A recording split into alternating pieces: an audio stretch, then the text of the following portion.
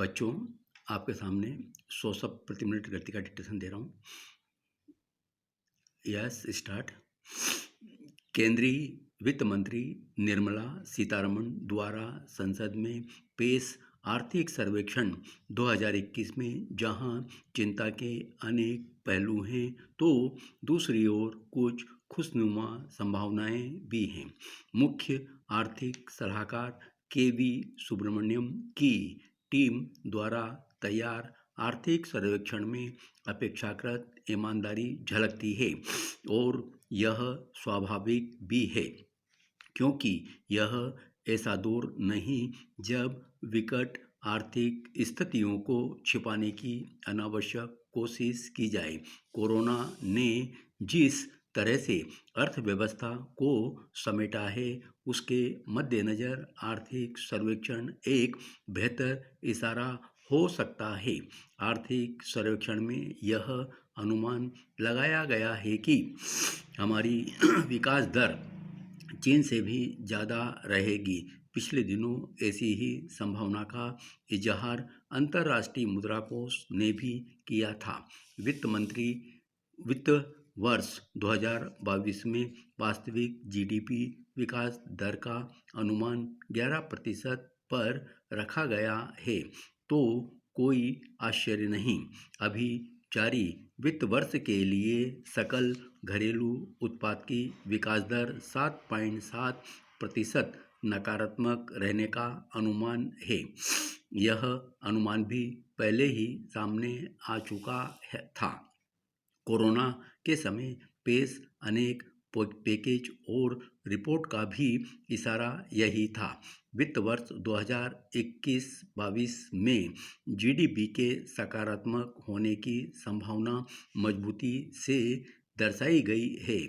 यह लक्ष्य थोड़ा मुश्किल लगता है, क्योंकि वित्त वर्ष 2020-21 में सेवा और विनिर्माण क्षेत्र नकारात्मक रहा है। आर्थिक सर्वेक्षण ने संकेत दिया है सेवा और विनिर्माण क्षेत्र में विकास की रफ्तार लौटाना जरूरी है। आगामी बजट में अगर इन क्षेत्रों में पुनरुद्धार और प्रोत्साहन की कोशिश होती है, तो अचरज नहीं। सरकार तो यही अनुमान लगा रही है कि अगले वित्त वर्ष में अर्थव्यवस्था में पूरा सुधार देखने को मिलेगा, लेकिन सुधार देखने के लिए सरकार को बड़े पैमाने पर प्रोत्साहन, निवेश और निगरानी नवाचार पर अपना ध्यान केंद्रित करना होगा। विकास में बिना उपाय तेजी नहीं आएगी।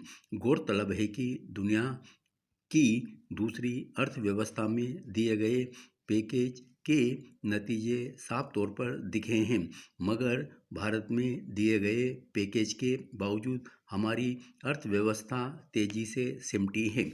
खासतौर पर सरकार को निवेश बढ़ाने के उपायों पर जोर देना पड़ेगा। कर्ज को आसान बनाना होगा। जरूरी होगा कि केंद्र सरकार ही नहीं, राज्य भी इस दिशा में अपने अपने बजट में ठोस उपाय करे और लक्ष्य पाने के लिए जुट जाए। अर्थव्यवस्था में सुधार की उम्मीदें केवल अनुमान भर न रहे। विकास की रफ्तार लौटने के लिए युवाओं को रोजगार और उद्यम में लगाना होगा। सही है कि भारत का वित्तीय आधार मजबूत है, मुद्रा भंडार भी शानदार है, लेकिन जमीन पर सकारात्मक असर देखने का इंतजार पूरे देश को है। अच्छी बात है कि 23 दिसंबर 2020 तक सरकार ने 41,061 स्टार्टअप को मान्यता दी है।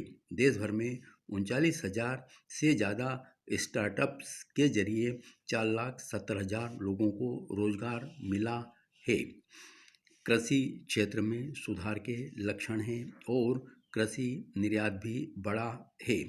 जिन उत्पादों में तेजी से बढ़ा है, उन पर ज़्यादा ध्यान देने की ज़रूरत है। अर्थव्यवस्था में तेज सुधार के लिए लंबा रास्ता लेने के बजाय जल्दी में हम सुधार के लिए क्या कर सकते हैं, इसे प्राथमिकता से देखना चाहिए। आगामी बजट में मूलभूत ढांचा और सामाजिक क्षेत्र में ज़्यादा आवंटन की उम्मीद गलत नहीं, लेकिन सबसे ज़्यादा जरूरी है स्वास्थ्य व्यवस्था में सुधार। धन्यवाद।